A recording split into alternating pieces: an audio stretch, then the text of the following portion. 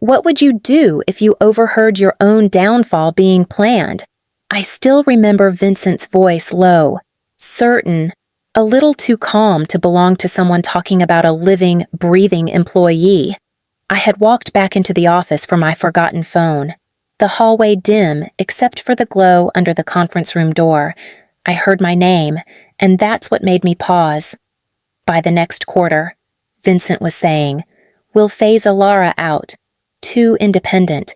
She's holding the product hostage." The investor laughed, the sound short and sharp. "She built the engine." "Didn't she?" Vincent replied.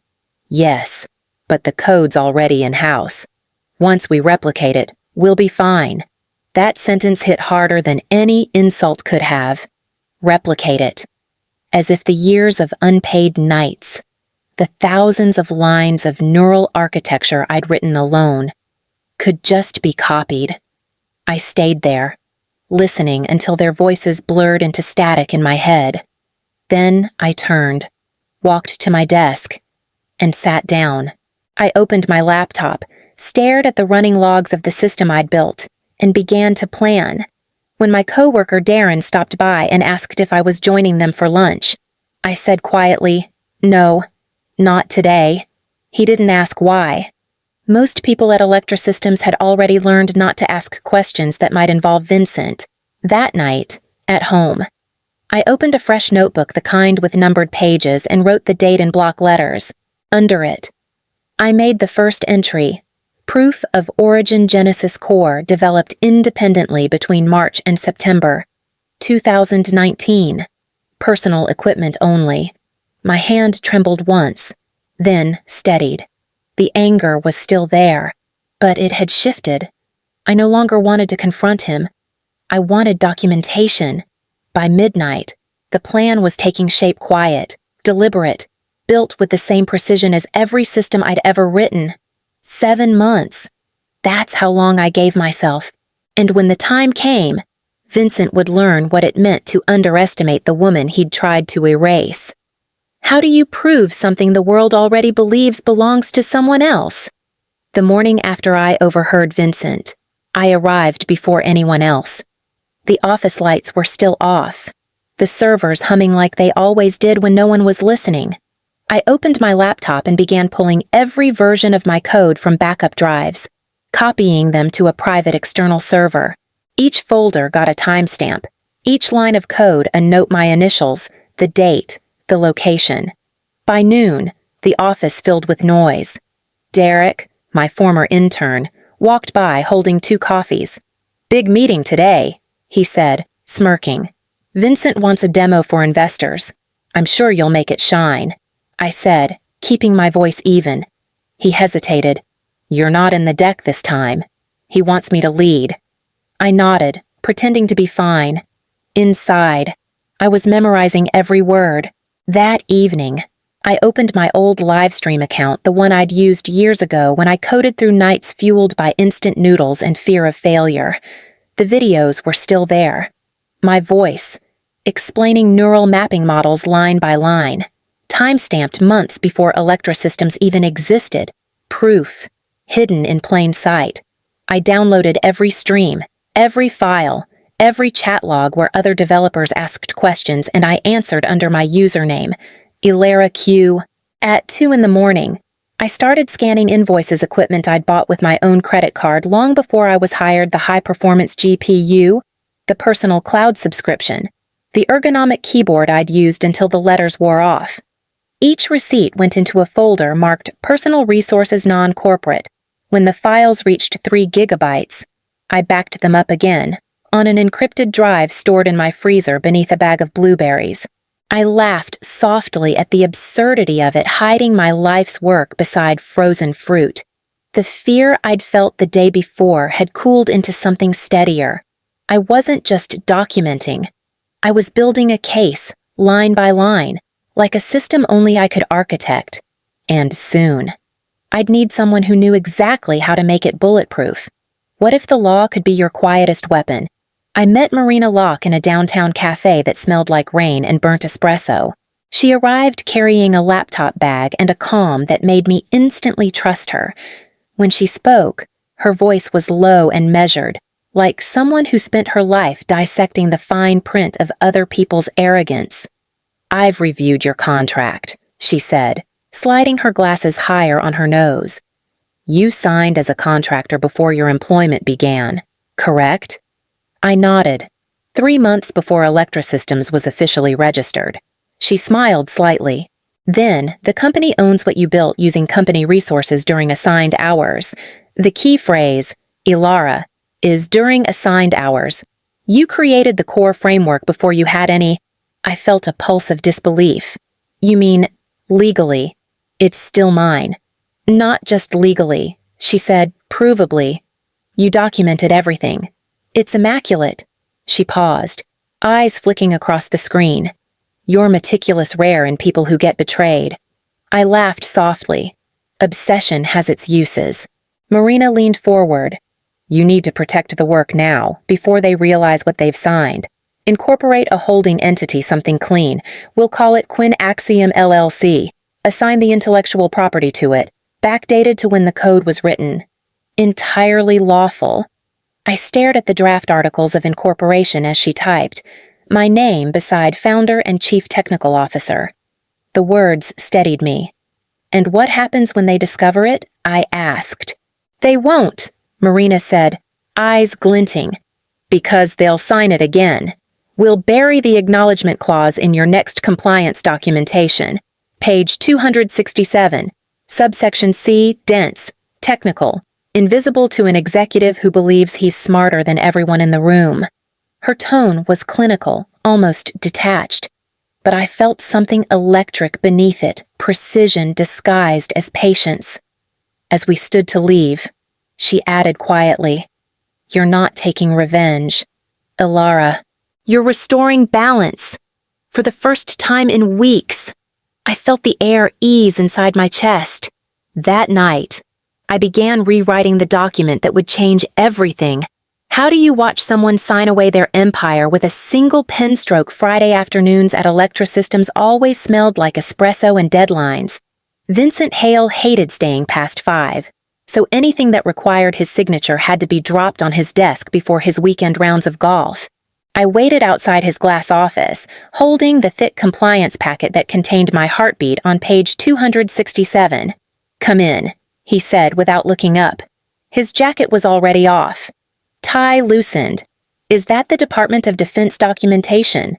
"Yes," I said evenly. "Routine certification update."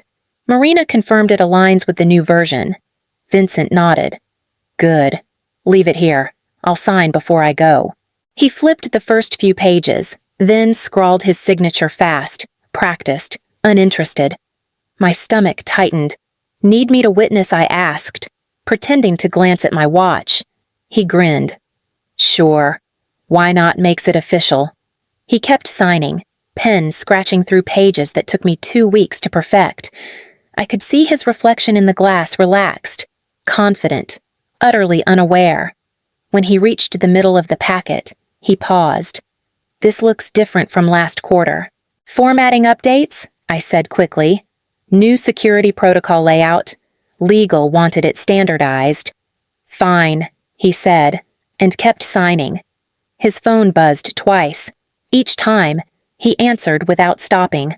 I watched him initial the final page of Section 8.7, the one Marina had drafted word for word. Foundational architecture developed by Elara Quinn between March and September 2019 on personal equipment remains the intellectual property of the developer. He signed directly beneath it. "Good work, Elara," he said, capping his pen. "We'll need your team ready for the investor demo next week." "Of course," I replied. My voice didn't shake, though my hands ached too. As I left his office, I memorized the last motion of his wrist, the flourish that sealed his own fate. By the time the elevator doors closed, I had already texted Marina a single word. Done. What's worse, losing your work or watching others take credit for it? The first thing to disappear was my name. It vanished from the internal build notes 2 weeks after Vincent signed the document, then from the slide decks, then from the product roadmap. By the 3rd week, Derek was presenting my algorithms as a collaborative evolution under his leadership. He caught me outside the conference room one morning, his face red with excitement. The investors loved the demo, he said. Vincent said the system finally feels stable. I looked at him. That's because I built it stable. He laughed nervously. Yeah, of course. But, you know, I refined it. I wanted to tell him refinement meant changing 2 color themes and breaking 1 integration. But I didn't. I just nodded, watching him run off to a meeting I used to lead.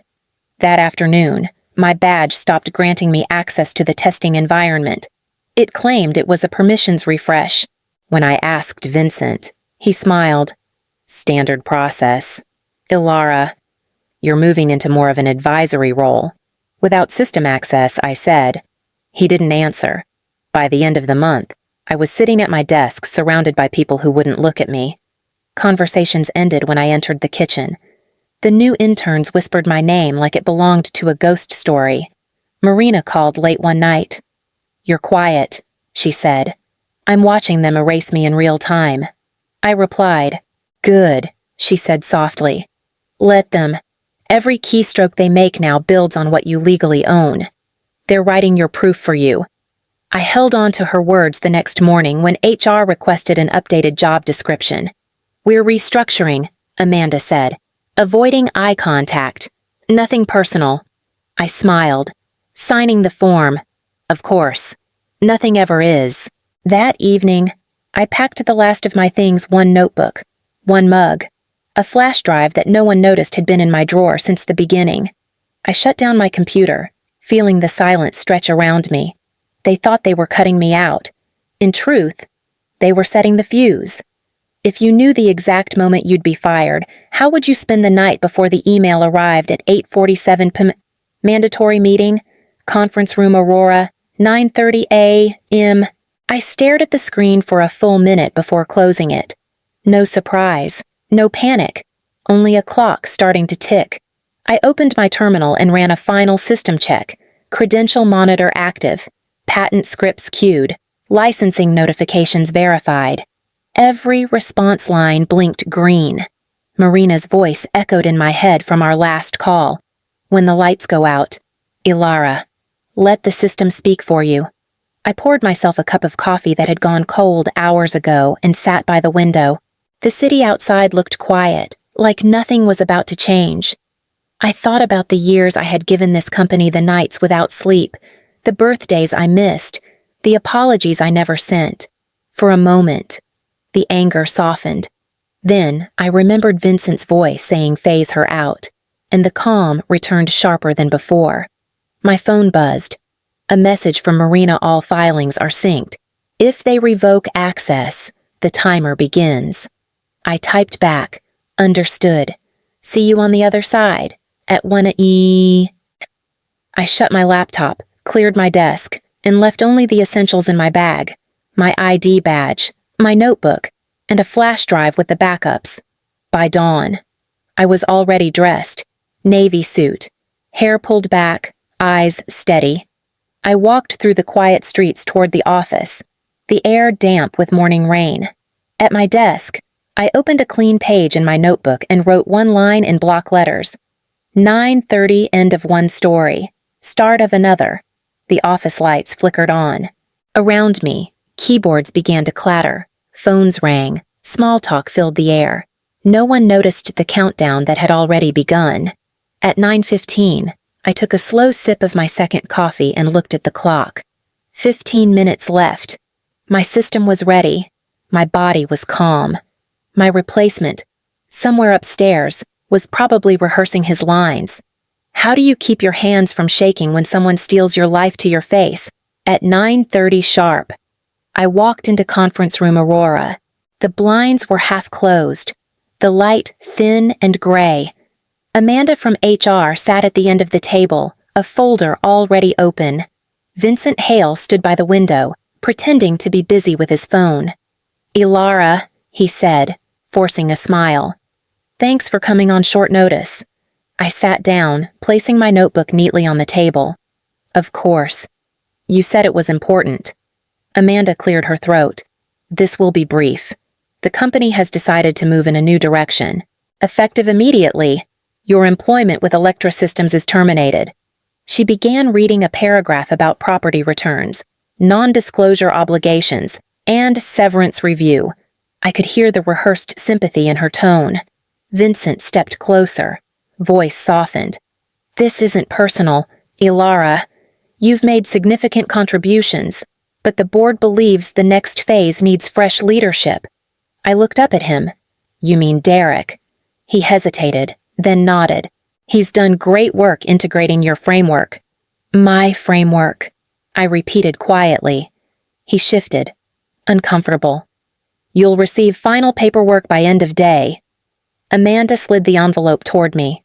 Security will assist with your departure. As her words faded, my phone vibrated once in my pocket. 9:31. Access revoked. I signed the form without reading it. You have everything you need. Then Vincent smiled faintly. Yes. Thank you for handling this professionally.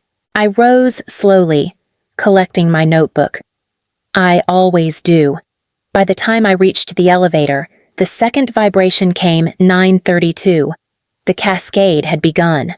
43 patent filings, automatic notifications, and licensing activations, all moving silently through encrypted channels. Luis, one of the security guards, waited near the doors. I'm sorry, Ms. Quinn, he said quietly. I smiled at him. Don't be. You're just doing your job. The elevator doors closed. My hands were steady. My system was alive. Upstairs, they thought they'd erased me. They had no idea they'd just triggered my beginning. What's 17 minutes worth when 5 years of work are on the line?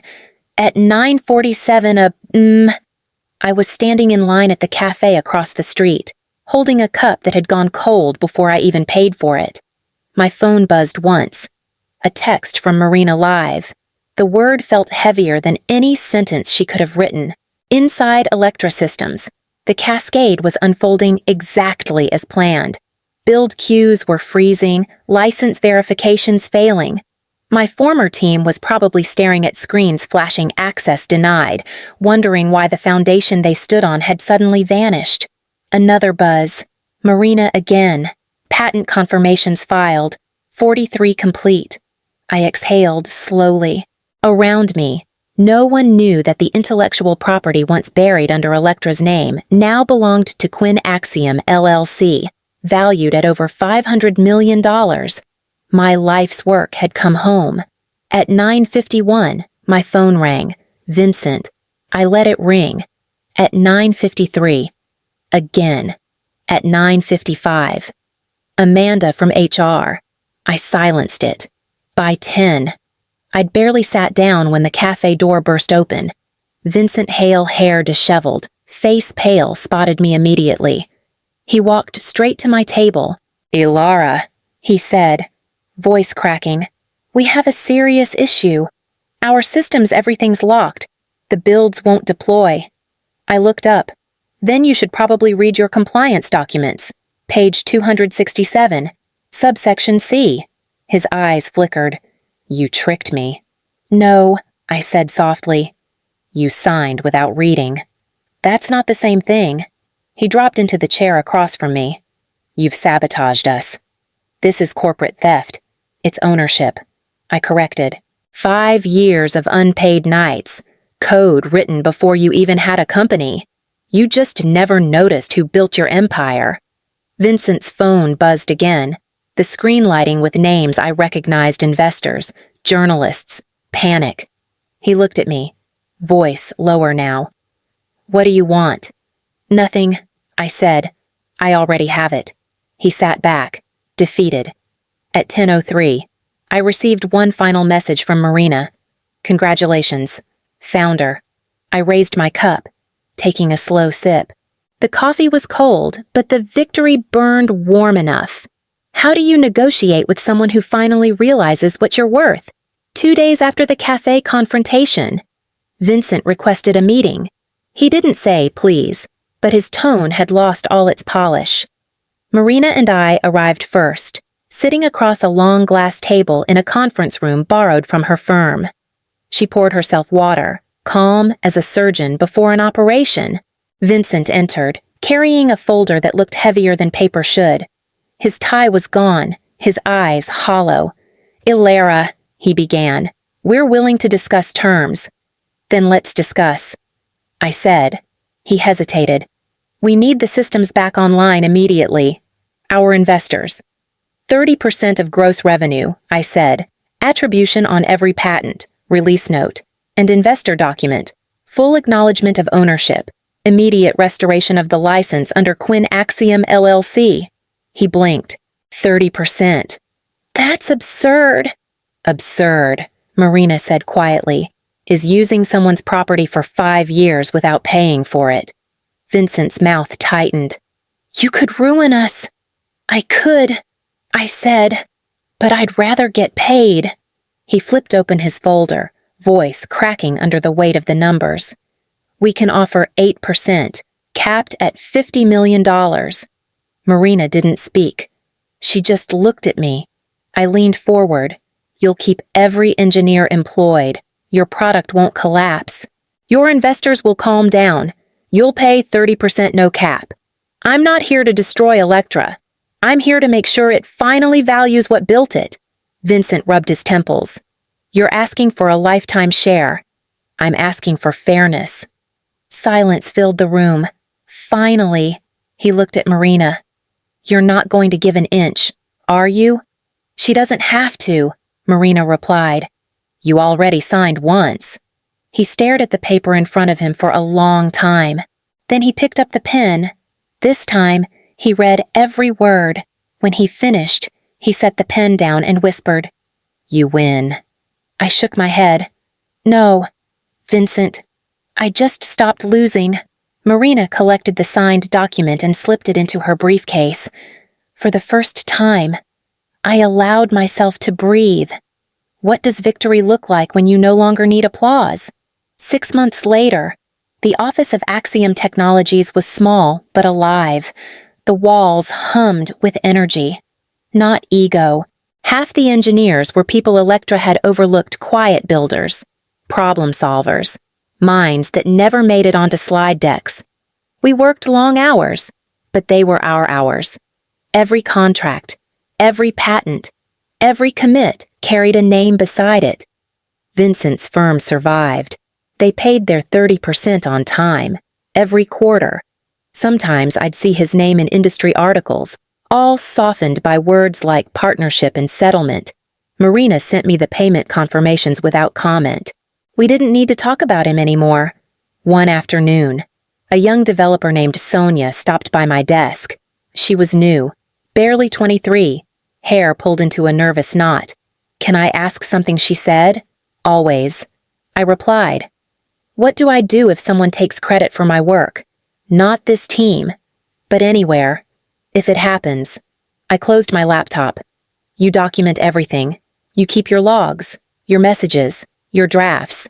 And when they try to erase you, you'll already have proof that you existed." She nodded slowly. "That's what you did, isn't it?" "Yes," I said, "but it's better if you never have to." That night, after everyone left, I stayed behind. The office was quiet except for the hum of servers running code I owned in name and soul. I thought of the years at Electra, of the humiliation, the silence, the moment my badge went dead, and how all of it had led here. Marina called just before midnight. "Your quarterly transfer cleared," she said. I smiled. "Good. Let's use it for the mentorship fund." She paused, still giving it away. "Not giving," I said softly. "Investing. In people who deserve better." After the call, I looked at the glowing screens one last time before turning out the lights. The code, the company, the story. It was all mine now, and for the first time, that felt like enough.